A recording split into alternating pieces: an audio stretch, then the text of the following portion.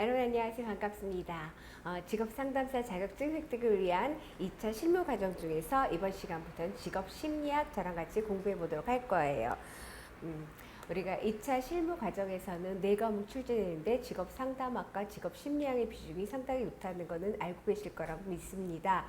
특히 직업심리학이라는 부분은 많은 부분들이 좀 어려워하시는 게 사실이에요. 그래서 어려워요라는 얘기를 많이 하시는데 저는 어려운 게 아니라 낯설다고 말씀을 드려요. 그런데 여러분께서는 1차 과정, 기출풀이 과정에서 기출을 토대로 해서 시험을 합격하셨잖아요. 물론 이론 강의 듣고 기출풀이하고 근데 시험 합격하셔서 2차 실무 과정을 들으실 텐데요. 그래서 1차 과정을 준비하실 때 이미 이론적 토대를 탄탄하게 다져놨을 거라고 생각을 합니다.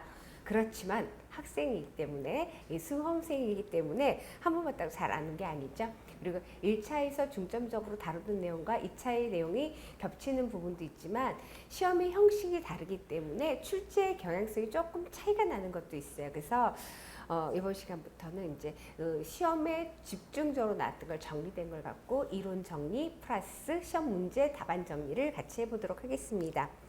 역시 제2과목 직업심리학 보면 총 파트 7개로 나눠져 있어요. 출제 빈도수가 높은 영역들을 이렇게 묶어봤는데요. 그래서 직업심리학 연구 방법, 그리고 직업심리에 대해서 이해하고 실시하는 부분, 그리고 직업심리검사 이해. 그러니까는 결국 심리검사에 대한 이해 굉장히 중요하죠. 그 다음에 직업 발달론 이해, 발달 이론, 그리고 직무에 관한 이해, 이 정보론과도 겹치는 부분이 있을 거예요. 그리고 직무 스트레스 이 부분에 대해서 같이 공부해 보도록 하겠습니다. 상담학과 마찬가지로 앞에 핵심 요약 그랬는데 중요하게 봐야 될 부분을 다뤄놨어요. 그래서 일단은 보시게 되면요. 파트 1에 보면 핵심 요약의 문항 분석, 그러니까 직업 심리 연구 방법의 문항 분석, 그 다음에 규준, 확률적 표집에 관한 거, 그 다음에 이렇게 정리를 해놨는데 이런 부분들은 제가 바로 문제 번호로 통해서 이걸 정리해 나가면서 공부를 해보도록 하겠습니다. 여기에 나온 내용 다 잘 아셔야 돼요. 자, 일단 파트 1의 제일 첫 번째 문항 난이도, 문항 변별도, 오답의 능률도 의미를 설명하시오 이렇게 되어 있을 때 우리가 문항 분석 도구예요. 이게 크게 문항을 분석하는 도구. 우리가 검사를 하고 문항을 검사를 제작하고 검사를 실시하고 해석을 하게 되죠. 그래서 때 검사를 만들 때 우리가 문항이 제대로 되어 있는 분석하는 툴, 문항 도구가 아니라 문항 분석 도구에 관해서 다루는데 그 중에서 3가지 정리를 하는 거예요.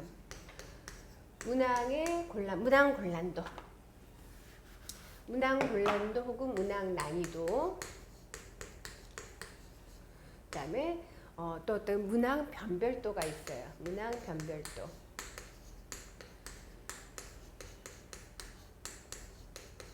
그리고 문항 분석을 통해서 보는 오답의 능률도, 오답의 매력도. 이거에 대해서 정리를 하는 거죠. 이거는 개념만 알면 서술하는 건 어렵지 않아요. 그 의미를 설명하시오 그랬어요. 문항 곤란도 혹은 문항 난이도라는 거. 그러니까 문항 곤란도 혹은 문항 난이도예요. 일반적으로 난이도, 그러니까 이것도 정확하게 선생님들 또 난이도라는 말과 문항 난이도라는 말 달라요. 제가 가로일 때 난이도라 쓴 건 곤란도 대신에 얘기를 한 건데 혹시 또 착각하실까봐 제가 정확하게 쓰도록 하겠습니다.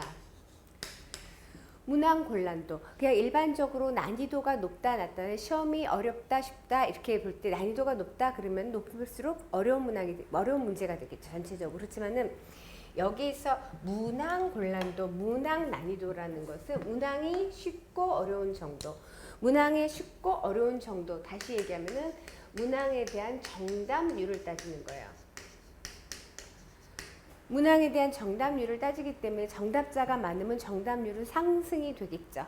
정답자가 많을수록 어때요? 쉬운 문항이 될 거예요. 정답자가 적을수록 어려운 문항이 되겠죠. 그래서 이거는 정답률로서 쓸 때는 문항에 간단하게 쓰는 거예요. 문항에 쉽고 어려운 정도, 문항의 쉽고 어려운 정도를 나타낸다 하죠. 1차 과정에서 보게 되면은 이 계산하는 방식까지 모르더라도 우리가 문항 곤란도 지수가 0에서부터 1까지 비율로 나타나면 0에서 100으로 나타난다를 알 수 있어요. 정답률이니까 퍼센트에 대한 0에서 100%까지 나타내고 지수로 나타내는 0.0에서 1.0까지 나타나는 것이 문항 곤란도 지수가 되겠죠. 그렇지만 2차 과정에서 그건 안 쓰셔도 괜찮아요. 의미니까 문항의 쉽고 어려운 정도. 계산은 정답률이니까 계산하는 방식까지 몰라도 괜찮지만요. 정답률 P는 전체 사례수 응시자분의 정답자 곱하기 100을 하게 되면은 비율로 나타내고 100을 빼게 되면 지수로 나타나게 되겠죠. 그래서 문항의 쉽고 어려운 정도. 그러면 다 끝난 거예요. 그러니까는 오히려 2차 공부가 더 단순해요. 내가 제가 그 표현하게 손하고 엉덩이로 하는 공부라고 2차 공부는 이해가 된 상태에서 열심히 써보셔야 돼요. 열심히 되내셔야 돼요. 문항 변별도는 문항의 구별을 무엇으로 구별해 주느냐? 피검자의 검사한 피검사자, 피검자의 능력을 구별해 주는 정도. 그러니까는 상하 능력을 구별해 주는 정도예요. 능력을 구별해 주는 정도.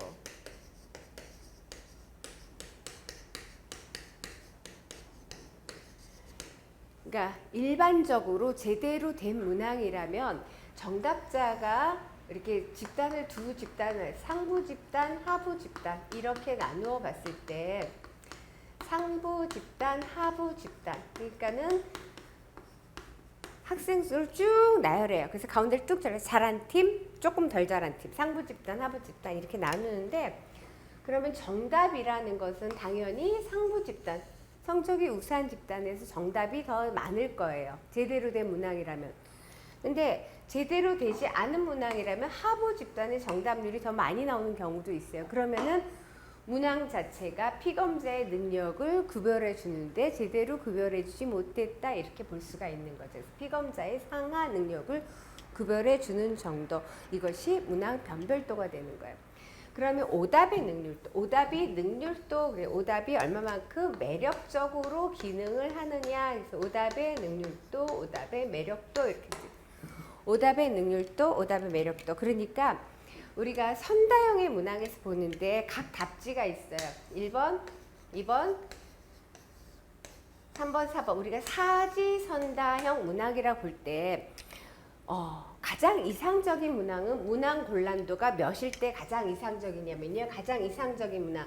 그러니까 우리가 신뢰도를 높이려면 신뢰도란 개념을 뒤에서 다시 다루겠지만 신뢰도가 높으려면은 문항 곤란도 P가 약 50% 정도가 문항 곤란도 P가 약 50%일 때 가장 신뢰롭다는 거예요. 그러면은 정답률이 50%라는 50%가 정답을 맞췄고 나머지는 어떻게 해요? 오답을 찍었다는 거예요. 그런데 이 오답을 찍는데 예를 들어서 1번 문항이 정답이에요.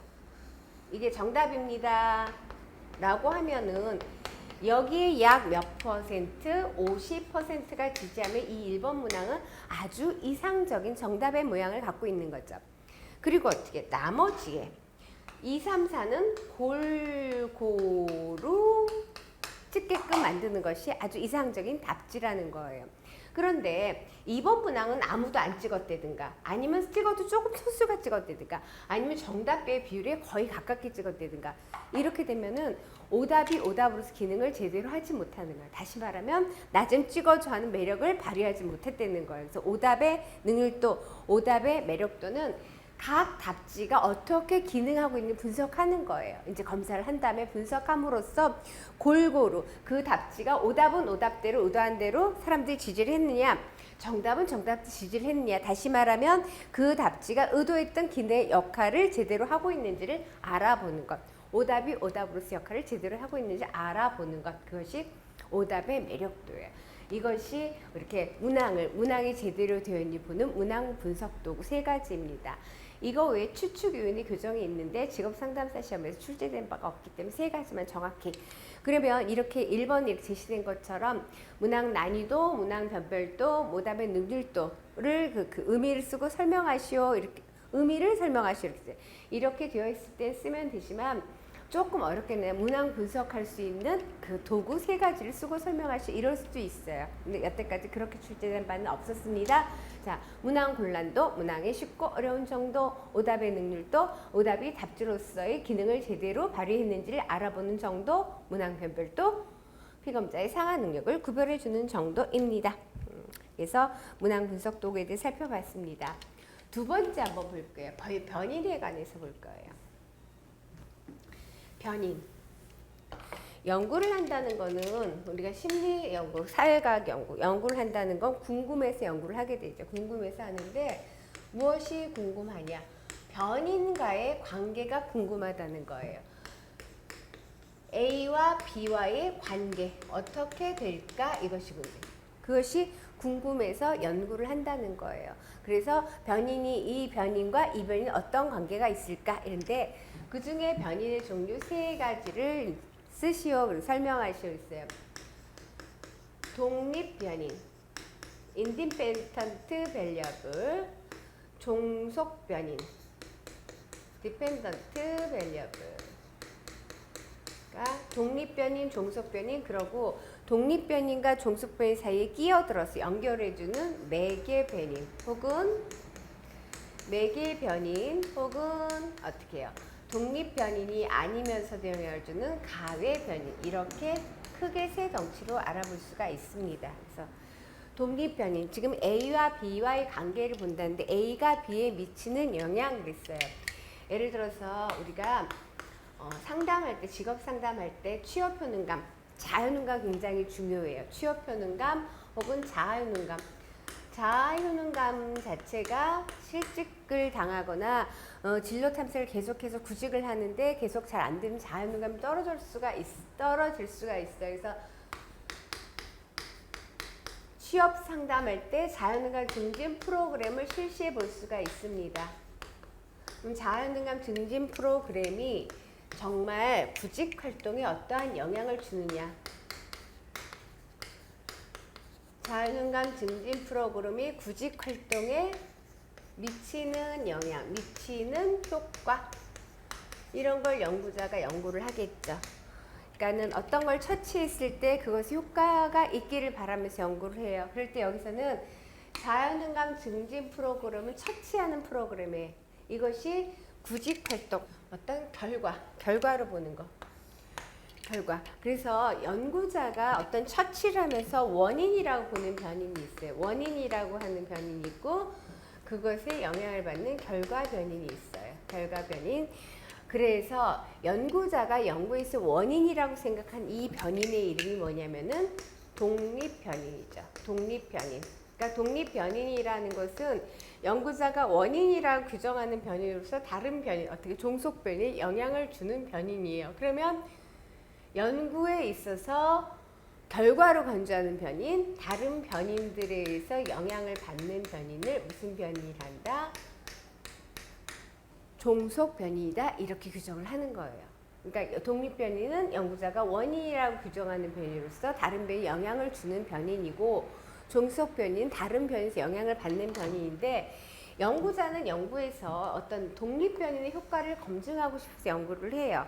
그러려면은 다른 것들이 끼어들지 않게끔 해야 되는데 모든 연구가 그렇게 통제하기 어려운 연구가 있어요. 그러니까 가외 변인이 작용할 수가 있어요. 예를 들어서 자아효능감 증진 프로그램 효과를 보고 싶은데 자아효능감 증진 프로그램을 실시했더니 구직 활동이 달라졌다라는 거예요. 그럼 자아효능감 증진 프로그램 효과가 있구나, 이렇게 볼 수가 있는데 가만 보니까 이 자아효능감 증진 프로그램 외에 다른 것들, 그냥 여기 나오는 시간 혹은 거기에 만나 같이 참여한, 집단 상담 참여한 동료들, 이런 것들 영향이 더 컸을 수도 있어요. 그런 건 연구자가 원인이라고 규정한 부분이 아니죠. 그러니까 연구자가 원인이라 규정하지 않은 거에도 불구하고 다른 것들이 끼어들 수가 있어요. 독립 변인과 종속 변인 연결해 줄 수가 있어요. 이것을 가외 변인, 매개 변이라는 거예요. 그러니까 기수라는 거 보면은 이해는 하셨을 테니까, 기수라는 거 보면 독립 변인이란 연구자가 원인이라고 규정하는 변이로서 다른 변인에 영향을 주는 변인, 종속 변인은 연구에서의 결과로 간주되는 변이로서 다른 변인에 의해서 영향을 받는 변인, 그러면 가해변, 매개변이는 독립 변인이 아니면서도 누구에게? 종속 변이에 영향을 주는 변인, 이렇게 기술을 설명하시면 되겠습니다. 교재 한번 보도록 할까요? 교재에도 제가 말한 그대로 적기가 됐어요. 연구자가 원인을 생각하는 변인, 다른 변이 작용하거나 다른 변을 예언하거나 설명해 주는 변인. 자, 종속 변인, 연구에서 결과로 간주되는 변인, 다른 변인에 의해서 영향을 받는 변인. 그 다음에 매개 변인, 독립 변인과 종속 변인 사이에 끼어들어서 독립 변인이 아니면서도 어디에 종속 변인이 영향을 주는 변인이다, 이렇게 얘기를 했습니다. 그 다음에 예언 변인과 중거 변인 참조로 이렇게 봤는데 혹시 궁금하실까 참조상을 썼나 봤습니다. 자, 그 다음에 좀 척도하고 척도하는 방식에 관해서 공부를 할 건데요. 우리가 연구에서 통계 처리를 하면 척도 종류도 굉장히 중요한데, 척도. 우리가 무엇에 척도가 된다, 그렇게 되는 건 아시죠? 척도. 척도를 보게 되면 척도의 종류는 4가지 공부를 했어요.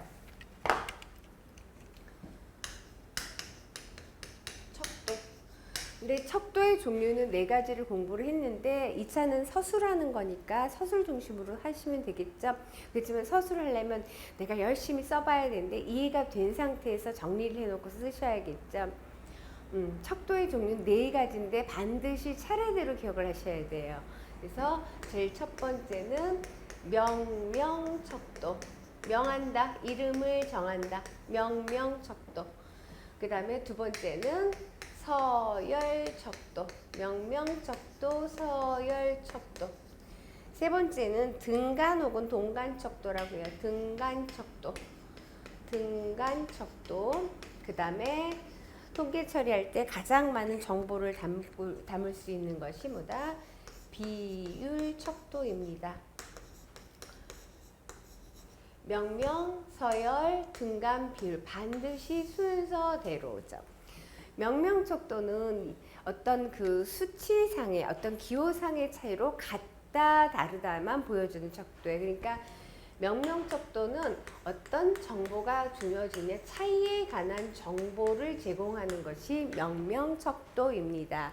그러니까 통계 처리할 때 어떤 기호를 부여하는데 수치를 부여하는데 그럴 때 이 차이에 관한 정보만 제공하는 거죠. 대표적인 것이 뭐예요? 대표적인 것은 주민등록번호 같은 것이 대표적으로 명명척도에 해당이 되는 거죠. 주민등록번호는 수치상의 차이, 남자가 뭐 앞에 땡땡땡땡 하고 앞에 1땡땡땡 하고 여자는 2땡땡땡, 2000년에는 3땡땡, 4땡땡 있죠. 처음에 그 남자를 1로 정했기 때문에 2를 보게 되면은 아 남자구나, 2는 여자구나, 3은 남자구나, 4는 여자구나. 처음에 여자를 1로 했으면은 또 여자가 1이구나 알겠죠. 그래서 그 주민등록 번호라든가 아니면 운전수수, 백넘버라든가 이런 것은 그 번호를 통해서 같다 다르다 차이에 관한 정보만 제공하는 것이에요. 그런데 서열척도는 무엇이냐면은 이 차이에 관한 정보뿐이 아니라 어떤 순위에 관한 정보도 담고 있는 것이 서열척도예요. 주민등록 번호나 운동수 등번호는 그 어떤 서열은 있지 않아요. 남자가 1이라고 해서 더 높은 순위다? 아니죠. 여자가 4라고 해서 더 낮은 순위다? 아니죠. 운동수 100넘버가 높다고 해서 더 잘한다? 아니죠. 그렇기 때문에 차이에 관한 정보만 줄 뿐이에요. 그렇지만은 서열척도는 같다 다르다는 차이에 관한 정보 외에 그 순위에 관한 정보도 담고 있는 것이에요. 그래서 대표적으로 무엇을 보세요? 등수예요. 반등수 쓸게요. 등수예요. 이 반등수, 뭐 올림픽 등수를 얘기하는데 그러면 이건 1등, 2등, 3등, 1, 2, 3이라는 것과 다르다는 차이의 정보를 줄 수 있어요. 하지만은 여기서 중요한 건 뭐냐? 1등은 99점을 획득해서 1등이에요. 2등은 97점을 획득해서 2등이지만 3등은 90점일 수도 있죠. 더 많은 차이를 나타낼 수도 있습니다. 정리해서 말씀을 드리면은 각각의 차이의 그 간격이 어때요? 여기는 2점 차이, 여기는 7점 차이가 된다라는 거예요. 그러니까 순위에 관한 정보. 그렇지만은 이건 뒤바뀌면 안 되죠. 차이에 관한 정보는 처음에 코딩 입력을 할 때, 처음에 수치를 부여할 때 규정을 하니까 처음부터 규정이 뒤바뀌어도 이것은 일은 여자다, 이는 남자다 이렇게 원래부터가 아니라 바꿔서 규정이 되면은 별다른 차이가 있지 않아요. 그거에 관해서 알다 이제 일은 남자고 이는 여자다 이렇게 주어진 것만 잘 알면 된다는 거죠. 하지만 등수 같은 경우에는 뒤바뀔 수는 없죠. 그죠? 순위에 관한 정보도 담고 있기 때문이에요. 그런데 순위에 관한 정보도 담고 있는 척도가 서열 척도인데 그 간격은 일정하지가 않다라는 거예요. 그러면 등간 척도 혹은 동간 척도는 차이에 관한 정보, 순위에 관한 정보뿐만 아니라 그 간격이 동간성을 확보하고 있는 척도가 동간 척도예요. 그래서 대표적으로 우리가 온도를 제시를 합니다.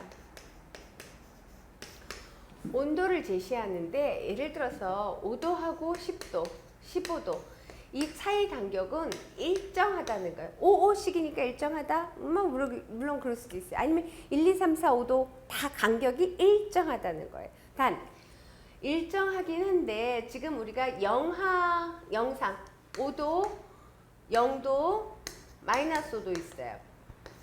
간격이 다 균일하게 되는 것이 동간 척도예요. 수치상의 차이가 실제 측정한 속성 간의 차이와 동일한 숫자 집합이 동간 척도예요. 이건 수치상의 차이하고 실제 측정한 속성 간의 차이가 동일하지 않죠. 하지만 50, 15니까 그럴까요? 1, 2, 3, 4, 5도 1, 2, 3, 4도 이 간격이 일정하다는 거예요. 이거랑은 달라요. 수치상의 차이가 실제 측정한 속성 간의 차이가 다른 것이 아니라 이거는 동일한 거라는 거예요. 그런데 이 온도에서 우리가 그 영하 0도가 있죠. 0도가 있죠. 플러스 1도, 마이너스 1도. 그럼 이 0도라는 거, 0도를 쓰니까 이상하다. 0도. 0이 있어요, 없어요? 살아있는 거죠. 온도 0은 그 속성은 있다라는 거예요. 속성은 있어요. 하지만 그 동간 척도는 가감 승제의 그 정보를 다 달고 있지는 않아요. 그러니까는 곱셈이나 나눗셈의 개념으로 처리할 수는 없어요. 그게 무슨 얘기냐면은 어저께가 10도였어요. 어제가 10도였고 오늘이 20도라 그러면은 오늘이 어제보다 2배 덥다고 얘기할 수 있느냐? 그건 아니라는 거예요. 곱의 개념이 성립될 수는 없다라는 거예요. 그건 왜 그러냐면은 여기서 0이라는 것은 상대적으로 0이라고 규정할 뿐이지 그냥 0이라고 규정할 뿐이지 그 속성은 살아있는 거예요. 곱의 개념이 형성될 수가 없어요. 그러면 곱의 개념이 형성될 수 있으면 어떡하냐? 절대 0점이 살아있어야 된다는 거예요. 그러니까는 비율 척도가 가장 많은 정보를 갖고 있는데 어떤 정보? 차이에 관한 정보, 순위에 관한, 서열에 관한 정보, 동간 정보, 동간성 플러스 그 수의 비율에 관한 정보도 모두 담고 있으면서 절대 0점이 있는 척도가 비율 척도예요. 절대 0점이 있다라는 뭐예요? 0이 되는 순간에 그 속성은 사라지는 거예요. 그래서 대표적으로 예를 들어서 우리가 투표율이 0입니다. 그러면 어떻게 해요? 아무도 투표하지 않는데 그 속성이 없다라는 거예요. 그러면은 지난해의 투표율은 몇 퍼센트 할까요? 20%였는데 20%의 투표율을 보였는데 이번 연도의 투표율은 40%다. 그러면 어때요? 2배 상승했다 볼 수가 있게 되는 거죠. 왜? 절대 0점이 있기 때문에. 가격 같은 것도 마찬가지예요. 0원입니다. 그러면 가격의 속성이 없는 거죠. 가격의 속성이 없는 거예요. 그런데 뭐 내가 200원 주고 샀고 너는 400원 주고 샀다. 그러면은 네가 나보다 2배 비싸게 주고 샀다. 이렇게 얘기할 수 있는 거예요. 그래서 명명, 서열, 등간 비율, 명명, 서열, 등간 비율 척도 이렇게 돼 있죠. 그래서 교재를 한번 보시면 척도 변수의 특성을 숫자나 기호로 표시하기 위해서 측정하고자 하는 대상에 부여하는 숫자 체계다 이렇게 했는데 명명, 서열, 등간 비율, 명명, 서열, 등간 비율. 자, 명명 척도 숫자의 차이로 측정한 속성의 대상에 따라 같다 다르다만 나타내는 척도. 같다, 다르다 나타나는 척도, 서열 척도, 숫자의 차이로 속성에 관한 차이 정보뿐 아니라 그 순위에 관한 정보도 담고 있는 척도. 그 다음에 등간 척도. 수치상의 차이가 실제 측정한 속성간의 차이 동일한 숫자 집합점. 그러니까 등간이라는 거 척도상의 모든 단위 관계 일정하다. 상대적인 영점은 존재하지만 절대 영점은 존재하지 않는다. 대표적 온도예요. 그 다음에 비율 척도, 차이 정보, 서열 정보, 등간 정보 외에 수의 비율에 관한 정보도 담고 있는 척도. 절대 영점이 있어서 모든 통계 분석에 적용된다 그랬는데 여기서 제가 핵심 키워드 뭐 사례수, 백분율, 최빈치 이거는 우리가 통계처리에서 이런 걸 활용할 수 있다라는 거예요. 참고적인 거지 이것까지 기술하실 필요는 없어요. 그러니까 기술할 때는 제일 위에 첫 줄만 기술하시고 예를 든다면은 운동수 등번호라든가 주민등록번호 이렇게 기술해 주시면 돼요. 특히 그 등간 척도 같은 게 할 때 그 수치상의 차이가 실제 측정한 속성 간의 차이와 동일한 숫자 집합 여기까지만 기술하시면 되겠죠. 그 다음에 비율 척도도 마찬가지예요. 절대 영점이 있다 없다는 기술 안 하셔도 돼요. 난 좀 더 공부 열심히 한 것처럼 보여야지. 그래서 기술하셔도 되지만은 그걸 갖다 비율 척도 상대 영점 이렇게 기술이 틀리면 더 안 되겠죠. 그래서 그거는 꼭 기술 안 하셔도 된다는 말씀을 다시 드립니다. 그래서 척도의 종류, 명명, 서열, 등간, 비율, 명명, 서열, 등간, 비율이 있어요. 그런데 요거 다음에 1차 때 잘 안 나왔던 거면 척도화 하는 거. 1차 때는 이 척도에 관해서도 많이 물어봐요. 근데 척도화, 어떤 측정 도구를 만들 때 측정하는 방법, 그런 방식에 관해서 묻고 있어요. 그래서 척도는 달라요. 척도화 방식은 달라요. 그래서 문항이 이렇게 나왔죠. 심리검사에서 가장 흔히 사용되고 있는 전통적인 척도화하는 방식 세 가지를 쓰고 각각 설명하시오 그랬어요. 그래서 척도가 아니라 척도화하는 방법, 척도를 만드는 방법, 척도화 방식 세 가지를 쓰고 설명하라 그랬는데 연구에서 이렇게 우리가 그 자료를 얻어내려면 어떻게 해요? 어떤 척도가 있어야 자료를 얻어내겠죠. 그래서 대표적인 가장 전통적인 대표적인 거 리커트 척도, 서스턴 척도, 거트만 척도. 일단 무엇보다도 중요한 것은 이 세 가지를 떠올리는 것이 중요해요. 만약에 설명을 잊어먹었다 그러면 세 가지를 적어줘서 반점 이상은 맞으셔야겠죠. 그래서 리커트 척도, 서스턴 척도, 거트만 척도. 리커트, 서스턴, 거트만. 리커트, 서스턴, 거트만. 그러면은 이 리커트 척도는 뭐냐면은 많이 보신 거예요. 어디서 많이 봤냐면은 이렇게 설문조사, 연구조사할 때 어떤 사상을 주어주고 그다음에 거기서 예를 들어서 뭐예요?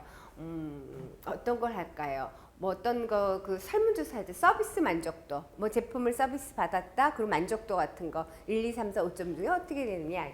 그래서 보통 이제 1번, 2번, 3번, 4번, 5번 이렇게 할 수도 있고 뭐 보통이다, 좋다, 매우 좋다, 아니면 안 좋다, 매우 안 좋다 이런 것들을 보셨을 거예요. 이거예요. 그러니까 이것을 누가 개발했냐면 심리학자 리커트가 만든 거예요. 그래서 리커트 척도예요. 그러니까 이 리커트 척도, 서스턴 척도, 거트만 척도, 리커트, 서스턴, 거트만인데, 그러니까 이것은 뭐냐? 어떤 사건에 대해서 그 서비스, 이 서비스에 대해서 어떤 자동차 서비스 할까요? 구체적으로. 자동차를 AS 받았어요. 서비스 만족도를 보는데 그 자동차 AS에서 만족하느냐가 어떤 사건에 대해서 어떤 사람은 그 자동차 같은 동일한 자동차 서비스를 받았는데 어떤 사람은 5점을 주기도 하고 어떤 사람은 2점을 주기도 하죠. 그러니까 이것은 각 개인의 개인차, 응답자의 개인 차이를 알아보는 초점을 두고자 하는 것이 리커트 척도예요. 개인 차이. 그러면은 서스턴 척도는 뭐냐면은 이것도 많이 보셨어요. 어떤 사상에 대해서 다수의 질문지를 쭉 나열을 해요. 어떤 사건에 대한 질문을 나열을 해갖고 예를 들어서 나는 아주 단순하게 커피를 좋아한다. 당신은 자, 1번 문항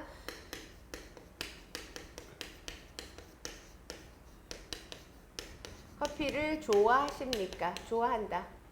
아니, 선생님들 헷갈릴까봐 커피를 좋아한다. 선호한다.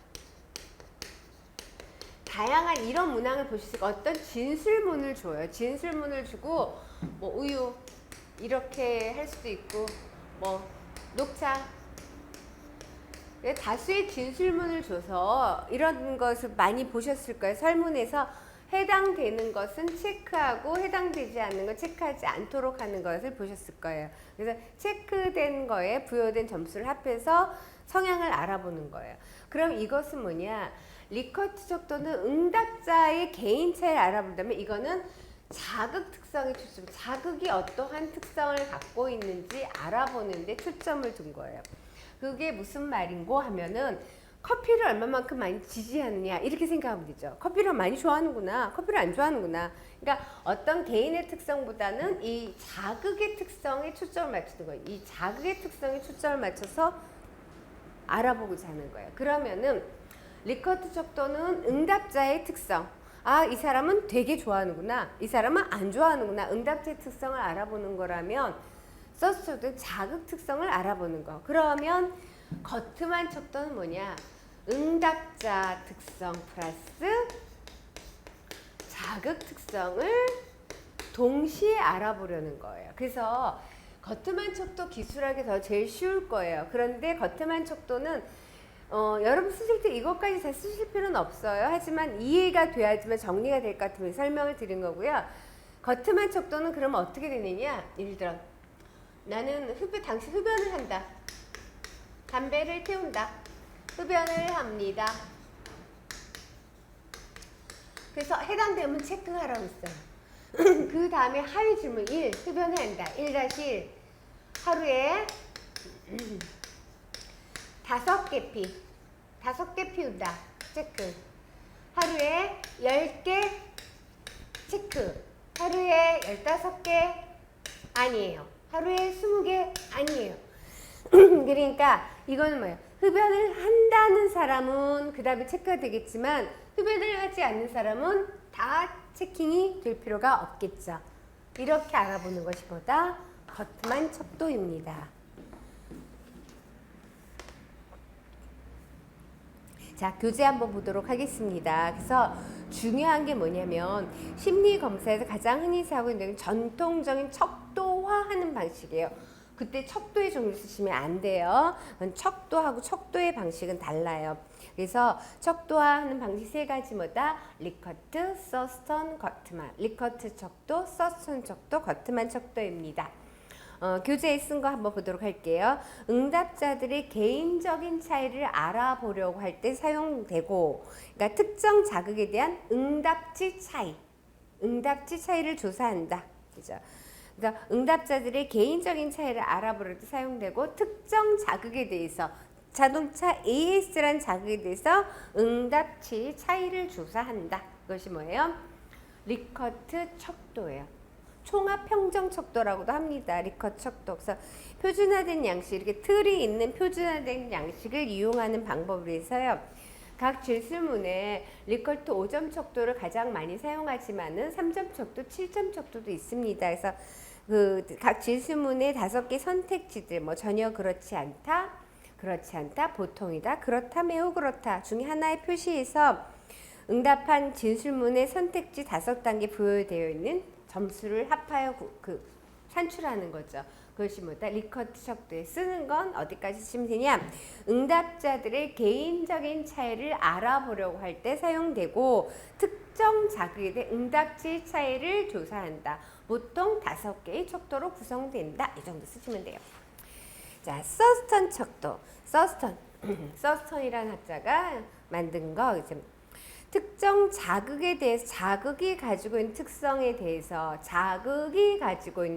대해서 응답지의 차이를 조사해서 자극들의 특성 차이를 알아보려는 것이다. 거기까지 기술. 그러니까 그러니까 피검자에게 제가 얘를 다수의 진술문을 제시를 합니다. 그래서 동의하는 진술문은 체킹하고 동의하지 않은 진술문에는 아무런 표시도 하지 않습니다. 그래서 각 피검자의 점수는 체크된 표시를 한 진술문에 부여된 척도치를 합해서 그 표시된 합한 다음에 그 진술문의 수로 이게 표시된 걸 수로 나누어서 구하는 건데 그거는 참조고요. 쓰는 거 특정 자극에 대해서 자극이 가지고 특성에 대해서 자극이 가지고 특성에 대해서 응답의 차이를 줘서 자극들의 특성을 알아보려고 하는 것이다. 특성 차이를 알아보려고 하는 것이다. 거트만 척도 응답자의 개인 특성 차이와 자극 특성 차이를 동시에 알아보려는 것이다. 그래서 어떤 사상에 대한 태도를 일련의 질문에 특정하는데 이때 이 질문이 사상에 대해 호의적, 비호의적, 관심, 무관심 이런 식으로 나열되도록 하는 특징인데 그래서 저런 식으로 기술이 되는 것이 무슨 척도이다? 거트만 척도예요. 그래서 중요한 건 뭐냐면은 리커트, 서스턴, 거트만, 리커트 척도, 서스턴 척도, 거트만 척도를 떠올리는 거. 리커트 척도는 응답자 차이, 개인 차이, 응답자 특성, 서스턴은 자극 특성, 얘는 동시에 알아보려고 하는 것이다. 리커트, 서스턴, 거트만입니다. 자, 그 다음에 우리가 평정에 관해서 한번 볼게요. 평정하는 거에서 어떤 그 오류가 발생하기도 하고, 그죠? 제대로 평정해야 되는데, 그래서 지필 검사나 평정이 요구된 관찰 혹은 면접 시 채점자, 평정자로 인해서 발생하는 오차용을 세 가지 제시하였어요. 평정할 때 나타나는 평정 오류가 발생할 수 있는 걸 제시하는 거예요. 세 가지를 제시하고 설명하시오 있어요. 여기서는 넉넉하게 6가지 이렇게 나왔는데 평정 오류. 객관적 검사에서는 점수가 딱 나오게 되지만은 평정자가 있을 때, 그러니까 주관적인 개입이 들어갈 수 있어요. 그래서 이때 오류가 발생할 수 있는데 평정 오류가 발생할 수 있는 거 세 가지를 쓰고 설명하시오 그랬어요. 교재에는 6가지 다뤄놨지만 그러면 3가지만 정확하게 해놓으셔도 괜찮습니다. 자, 첫 번째 나온 순서에 설명하면은 후광 효과 있어요. 후광. 할로 이펙트, 그죠? 후광 효과. 후광이 뭐예요? 뒤에서 광이 나는 거죠. 그러니까 이 자체보다 뒤에서 광이 나는 거에서 피평정자에 대한 평정자가 다른 정보, 원래 평정하고자 하는 내용 말고 그 사람이 성적이라든가 이런 평정하고자 하는 내용 말고 그 다른 것으로 인해서 그 평정하고자 하는 내용에 영향을 주는 거죠. 그래서 교재 통해서 보시면 피평정자에 대해 다른 정보가 평정에 영향을 미치는 것, 그것이 후광 효과예요. 긍정적으로 나타날 수도 있고 부정적으로 나타날 수도 있습니다. 그러니까 한 평정 요소에 대해서 평정자의 판단이 피평정 다른 요소에도 영향을 준다. 한 평정 요소에 대해서 평정자의 판단이 다른 요소에도 영향을 준다. 그러니까 후광 효과, 할로 이펙트, 이제 피평정자에 대한 다른 정보, 평정하고자 하는 정보 외에 다른 정보가 이 평정하고자 정보에 영향을 주는 것이 뭐다? 후광 효과입니다. 자, 그 다음에 관대화의 오류, 관대화 혹은 엄격화 오류가 있습니다. 관대화의 오류라는 것은 제가 평정할 때 피평정자의 관계를 의식해서 점수를 너무 후하게 주는 거죠. 제대로 평가하지 않고. 그게 관대의 오류예요. 엄격화의 오류는 어떻게 해요? 그 반대로 너무 짜게 주는 거예요. 제대로 평정하지 않고. 그것도 둘 다 오류가 되겠죠. 관대화의 오류, 엄격화의 오류입니다. 세 번째, 집중